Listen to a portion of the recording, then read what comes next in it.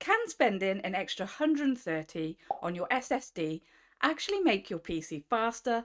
Or is Gen 5 just the latest money sinkhole the marketing team cooked up to drain your build budget? I've been testing Gen 4 and Gen 5 drives side by side for the last week. So today I'll show you what actually matters and, probably most importantly, what doesn't. So here's the situation.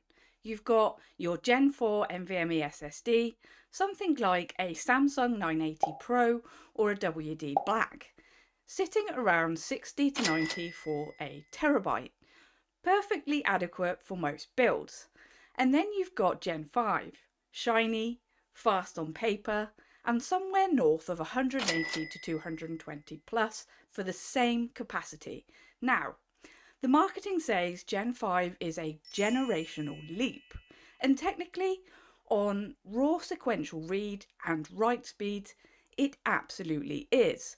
We're talking 10,000 to 14,000 megabytes per second versus around 7,000 on a good Gen 4 drive. But here's the question nobody's asking. Does any of that actually translate to a better gaming experience?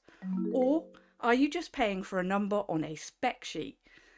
Let's be honest, with GPU prices still painful and RAM costs going up, we actually covered that a couple of weeks back, the last thing a budget build needs is another money sinkhole disguised as an upgrade. Let me walk you through what I found.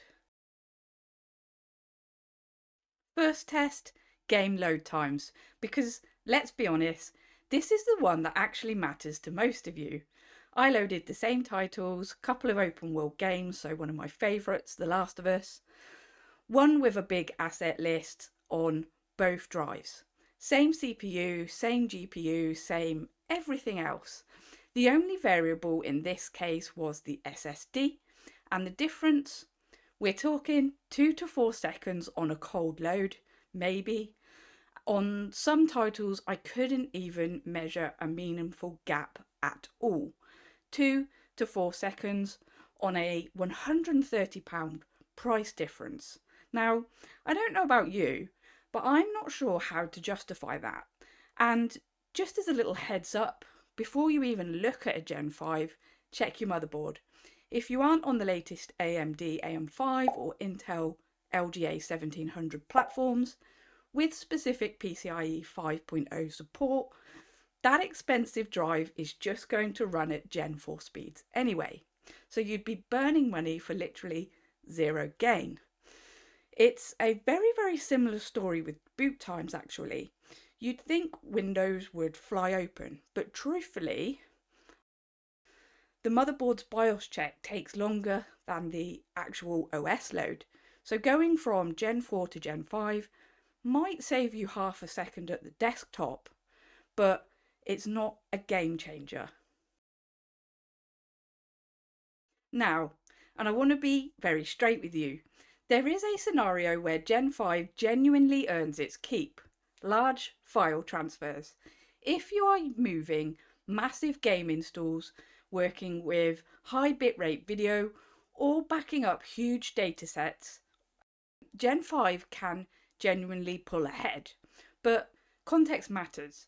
For smaller transfers, you're talking seconds. It's only when you get into really large files, tens or hundreds of gigabytes, that those savings start turning into minutes. And assuming everything else in your system can keep up, so your source drive, your CPU, even thermals. So if that's your workflow, Gen 5 starts to make absolute sense. But for the vast majority of gamers and everyday PC users, you're just not going to feel that speed. Gen 5 SSDs run hot. I mean properly hot. We're talking active cooling hot. Most of these drives come with massive chunky heatsinks. Some even have tiny little whirring fans built in because they'll literally throttle to a crawl or even shut down without them. And if you're trying to fit one into a sleek build or under a motherboard shroud, good luck to you. It is the ultimate hidden cost. You are paying more for the drive and then you're dealing with the headache of keeping it from melting itself, which isn't very fun. Meanwhile, a decent Gen 4 drive, yeah, it will get warm for sure, but it's actually manageable. It's stable and it doesn't need a dedicated wind turbine just to stay functional. People will tell you that Gen 5 is for future proofing because of direct storage.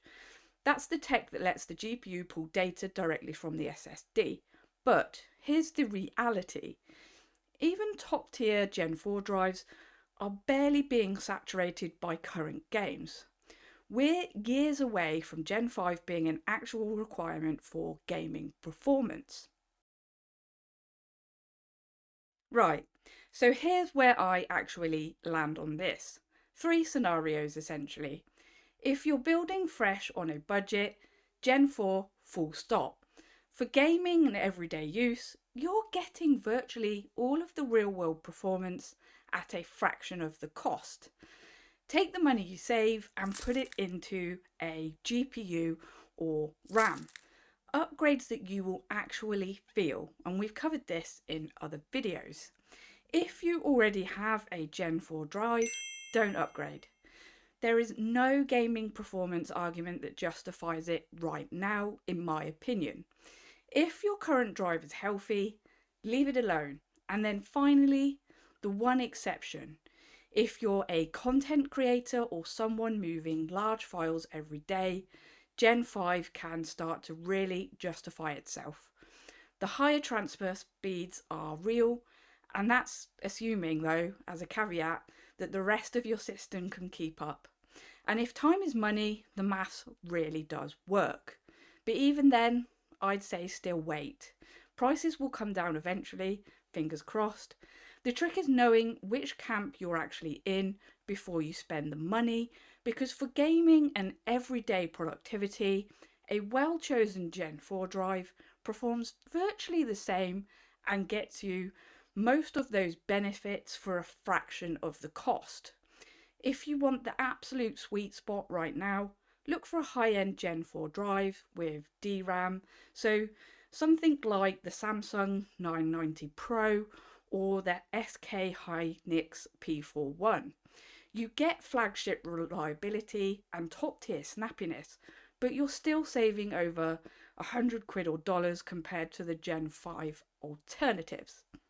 If you found this helpful or at all interesting, please make sure that you like and subscribe. It really does help the channel more than you might think. Now, I would like to hear from you guys. Are you running Gen 4 or Gen 5 right now? Or are you still rocking a SATA drive? Tell me in the comments below. And that's it, guys. As always, take care of yourselves, and I will see you on the next build.